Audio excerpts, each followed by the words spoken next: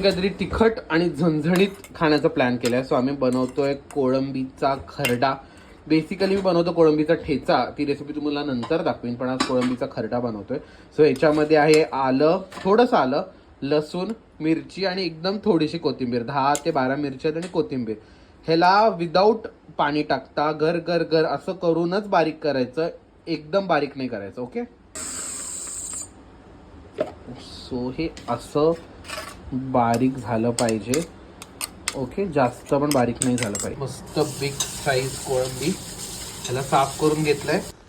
So तेल ह्यामध्ये भरपूर टाका, कारण का ह्या रेसिपीला तेल भरपूर लागतं. सो ऍटलिस्ट 1 वाटी भरून त्यामध्ये तेल टाका. तेल तापलंय, तेलात सगळ्यात आधी हिंग टाकायचं. व्हेरी इम्पॉर्टंट हा, हिंग टाकायचं. हिंग टाकल्यावरती कोळंबी टाकायची, जेवढी पाहिजे तेवढी, पाणी छान काढून. ओके, आता परतवली आहे, त्यामध्ये टाकायची थोडीशी हळद, छान परतवून घ्यायची. आधी मी खरडा यासाठी नाही टाकला, बिकॉज खरडा जेवढा तुम्ही परतवाल ना तेवढा त्याचा तिखटपणा उडून जातो. सो म्हणून आधी मी कोळंबी टाकून चांगली परतवून घेते, मग आपण त्यात खरडा टाकून परतवूया. ओके, त्यात आपण आता टाकूया खरडा.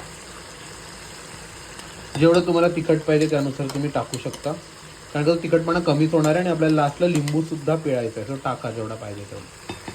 गंध एवढा फिनॉमिनल येतोय ना की तुम्ही मला 2-3 माळ्या वरच्या आणि खालचे लोक विचारणार की तुम्ही काय बनवताय.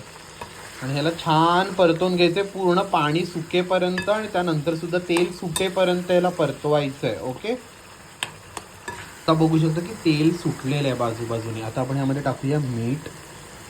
लोणच्यासारखं आपण बनवणार आहोत म्हणून मीठ आणि हे लिंबू भरपूर टाकायचं, किंवा तुम्ही विनेगर पण टाकू शकता. ओके, आता बघा ह्याची कन्सिस्टन्सी ना थोडीशी अशी लिक्विडी आहे.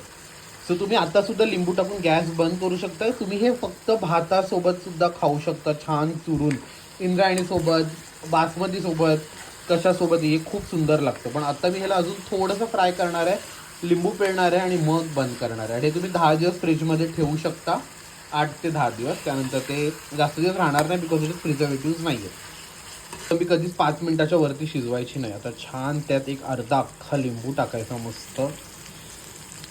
ओके, आणि गॅस स्लो करायचा आणि 1 मिनिटामध्ये बंद करून टाकायचं. झाला तुमचा कोळंबीचा ठेचा तयार. कोळंबी ठेचा, कोळंबी खरडा, काही बोलू शकता तुम्ही याला. Ready to eat.